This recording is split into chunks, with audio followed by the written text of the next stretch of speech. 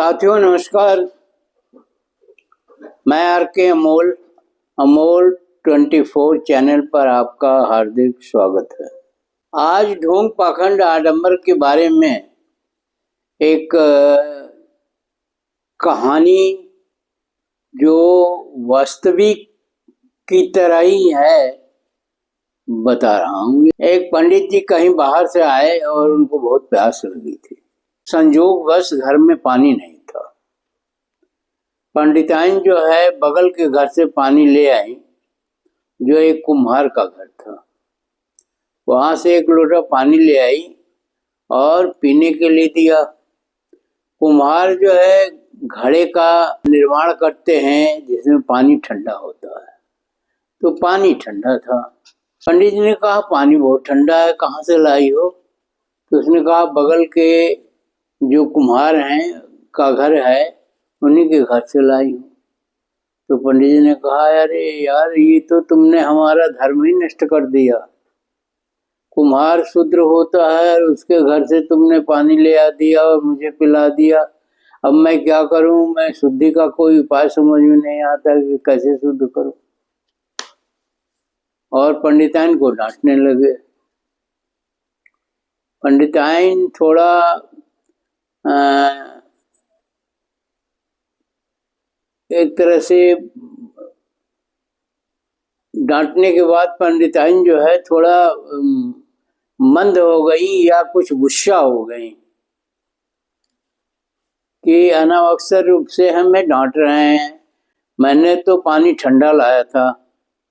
पंडित जी इतना डांटने लगे कि पंडिताइन थरथर कांपने लगी और चिंतित भी हो गई कि पता नहीं आगे क्या होगा। फिर उसने पंडित जी से माफी मांगा और कहा वैसी भूल नहीं होगी दोबारा और इसके लिए मुझे माफ कर दीजिए। पंडिताइन ने कहा बनाया तो था, लेकिन फिर मेरे दिमाग में आया कि ये अनाज जो है कुनबी पैदा करते हैं, कुनबी मीन्स कुर्मी पैदा करते हैं, तो ये शूद्र हैं और इस अनाज को हम कैसे खा सकते हैं। फिर उसने कहा ये सब्जी जो है ये मौर्य पैदा करते हैं, वो भी शूद्र हैं, ये कैसे हम खाएं। फिर ये दूध जो है वो यादव पैदा करते हैं, या तो उसको कैसे खाएंगे, ये सब शूद्र हैं और इसलिए मैंने सब कुछ फेंक दिया। पंडित जी ने कहा कुछ नहीं है तो पानी तो पिलाओ। तो पंडिताइन ने कहा कि वो पानी भी नहीं है, क्योंकि जिस घड़े में पानी रखा था वो घड़ा भी कुम्हार ने बनाया था, वो भी शूद्र है, तो मैंने घड़ा ही फोड़ के फेंक के बाहर फेंक दिया। अब पंडित जी का माथा ठनका कि ये क्या हो गया। तो पहले ही बता चुके हैं।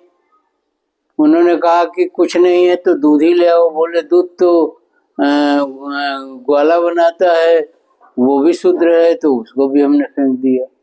इस प्रकार पंडित जी को उस दिन भूखे सोना पड़ा और खाना नहीं मिला। पंडिताइन ने कहा कि आगे जैसा आप कहेंगे वैसा करेंगे हम।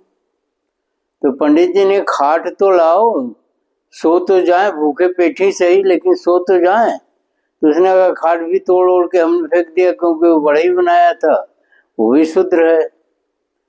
तो इस तरह शूद्रों की एक चेन है जो सारी सुविधाएं, सारी चीजों का संचालन करता है या पैदा करता है या उसको खाने योग्य और पहनने योग्य बनाता है, जो कुछ भी है।